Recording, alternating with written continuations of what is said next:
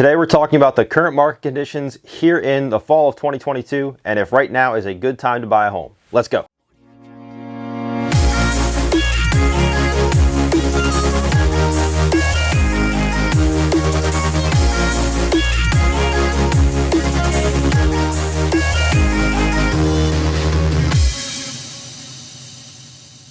If we take a look at any news media right now, there's a ton of negativity surrounding the housing market. You know, whether that's discussing how interest rates have gone up in comparison to where we were last year, or if it's how houses are spending a lot longer time on the market, or if it's, you know, the big doom and gloom about how there's an upcoming massive market crash. It seems that no matter what the market conditions are at the time, the news media is always using fear to sell papers and get clicks. We saw it through even when the market was hot back in the spring.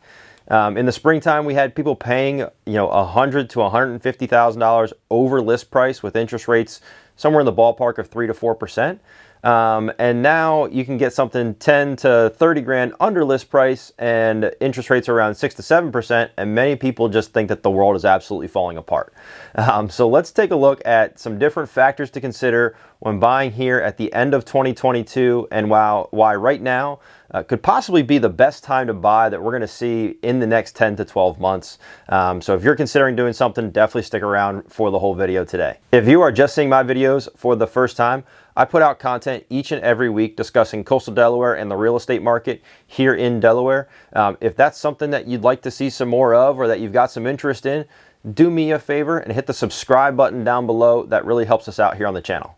Now let's jump back into the video. We're going to dive into 4 different factors to consider in the real estate market. If you're weighing your options between buying now or maybe considering if you should wait until the future, just stick around again to the end of the video. Make sure that you get all the information before you make your decision. For starters, and probably the most important thing on the list, we're going to take a look at the months of supply. So currently we have about 2.6 months of supply here in Sussex County. That months of supply metric is used to determine how long it would take to sell through the current inventory on the market if we didn't have another home come on the market. So if no new homes were listed and we only had what we have right now, it would take about 2.6 months to get through all of that inventory. A balanced market, when you're looking at a balanced market, you're looking at about 6 months of supply. Obviously a buyer's market is anything more than that. Seller's market, like we're currently in, is when you see less than that. At the start of September, we had about 2 months of supply, so it's still a significant increase over what we saw in 2021, and we've gone up a little bit since then. In November of 2021, we were down to about 1.1 months of supply, which that's the cause of the market conditions that we had at the time with everybody saying there's nothing on the market and offering way over list price and that kind of stuff. But now that we're starting to see homes last on the market a little bit longer and we're starting to accumulate a little bit of inventory, that just helps you out on the buyer side. It just gives you more options. It gives you a little bit more leverage when you're looking to buy just because there's more things to see. It means more competition for sellers, so they've got to be a little bit more aggressive. But it just gets you more negotiation power in the buyer's hands. Like I said, we're still a far cry from the 6 months of supply needed for a balanced market, but the scales have definitely tipped in the buyer's favor for sure, especially compared to where we were 10 to 12 months ago. So that's just the one thing to consider right now is that you've got some advantages on your side that you didn't have before. The second factor that we're going to look at is going to be the improvement on interest rates. So inflation report came out last week. The numbers were a little bit lower than what was anticipated, and because of that, the mortgage rates were able to soften a little bit, and they fell back below 7%. It's a great sign. It's anytime mortgage rates go down, it's a great sign for those looking to buy. But it makes that monthly payment just a touch more affordable than it was just a few weeks ago. A few weeks ago, we were up around 7.25 to 7.5%. So taking a look at just where we're at now, obviously it gives you a little bit of ability. Being below 7 just makes that monthly payment a little bit easier to handle. However, you've also got stuff like a 2-1 or a 3-2-1 buy down. So you can ask your lender about those items, but that could get you a much lower interest rate for the first year or 2 years of your loan. And then depending on where interest rates go from there, you potentially have the ability to refinance to a lower rate before you ever get to the full rate that you locked at. So say, just for round numbers, if you locked at 7% and you get a buy down for those first couple of years, you might be paying 5% the first year, 6% the second year. You might never get to that 7% if you refinance in that first 2 years. The real scenarios that you should consider here when looking at the different interest rates and that kind of stuff is, say you make a purchase and rates remain the same, or say you make a purchase and rates go up. If in those two scenarios, you're doing pretty good because you got ahead of things. If rates remain the same, that means that the market's kind of balanced out and prices will likely continue to appreciate. If you purchase and rates go up, obviously your rate is lower than what it would have been if you had waited.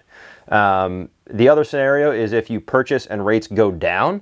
And in that scenario, assuming you still qualify and assuming it makes sense for you, you can always refinance into that lower rate, should that be, again, something that makes sense for you financially and you still qualify. So you definitely have a lot of options there, and none of them are really fearful of what you should be doing with the future. Assuming you're not planning to buy and sell within a year, history pretty much always tells us that you're going to see appreciation in your home and experience a good ROI. Just depends on how long you're in the market. The third factor we have is there's a lack of competition on the buying side. So again, while there's more inventory on the market, the reality is that the media scared a lot of people. There's some people that, maybe they didn't need to buy right now, or they didn't have a strong desire to buy right now. They were just kind of in the market because maybe it was something that could work out for them. But a lot of those folks have been scared away by the media, and they've been scared right out of the market. They're going to hold off on the sidelines and wait until, something gets better for them. So with those groups sitting on the sidelines waiting, the only real people in the market right now that are going to be buying are those that are serious about buying. So there's a lot less competition on the buyer side right now. And again, there's more competition on the seller side because there's more inventory on the market. So it's just a great opportunity for somebody that's looking to buy, to really take advantage of and to leverage your position as a buyer right now. If you can afford it and it makes sense, you can probably get a better deal now than you could certainly previously this year, and more than likely in the coming months, just because of changing market conditions as we go forward. Again, with those items of less inventory and less competition on the buyer side, we're starting to see a lot more contingencies accepted. We're starting to see sellers offer some closing costs and just some more items like that, just because the market's softening and some of those sellers definitely have a need to sell. They need to do something. So they're looking to do whatever they can to get their home sold. Our final factor comes straight from the National Association of Realtors Chief Economist Lawrence Yun. When we analyze everything in the market, there's a few different key metrics that we look at when trying to predict, future prices and what the market conditions may be like in the future. Yun came out and stated that currently distressed properties are only at 2%, which is almost non-existent, as a very far cry away from the 30% that we saw in the 2008 housing crash.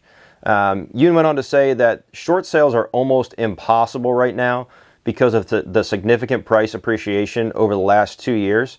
So both of these items are very indicative of a market crash being highly unlikely. He's also expecting the number of home sales in 2023 to fall by about 7%. However, the homes that do sell, he's expecting them to see an increase in price of about 1 to 3%. So while we're going to see less homes sell, we're expecting those homes that do sell to sell for higher dollar amounts. And then in 2024, Yun has said that he expects the market to experience a major rebound, with home sales increasing by 10%, and then the national median prices increasing by 5%. So both, strong factors to consider moving forward. Me personally, I think that the old adage of time in the market beats timing the market really kind of shines right now. Trying to time the market is next to impossible. You had people trying to time the top, the bottom, everything else through the last couple of years. It just doesn't work out. Real estate historically has always been a safe bet in the long run. And everything that Yun said is pretty much predicting that as well. So if you're considering doing something and you're going to try and time the market perfectly, chances of you timing it perfectly are almost zero. Because when you think it can't go any further down, it may, and when you think it can't go any further up, it may. So again, just the time in the market is typically the winner there. If you're looking to buy now and you're not planning on selling within the next year or so, it definitely makes more sense to buy now than it does to wait. any more further time down the road. That's going to do it for today's discussion on buying in today's market and whether or not it's a good idea to get out there and buy, or if you should wait. If you are looking to make a purchase or looking to relocate here to Delaware, I would love the opportunity to discuss your situation and work with you. So I've added a link to a form down below in the description so you can get in contact with my team. And then I've also got all my personal information here on the screen just to make it easy for you. If you want to get in contact with me directly, just go ahead and reach out at whatever method is easiest for you. As I mentioned earlier, if you have enjoyed the content, or if you want to see more about Coastal Delaware and Delaware real estate, please do me a favor, hit the subscribe button down below and smash the notification bell next to it so you can stay in the loop each time we post new content. I look forward to seeing you guys next time. Peace.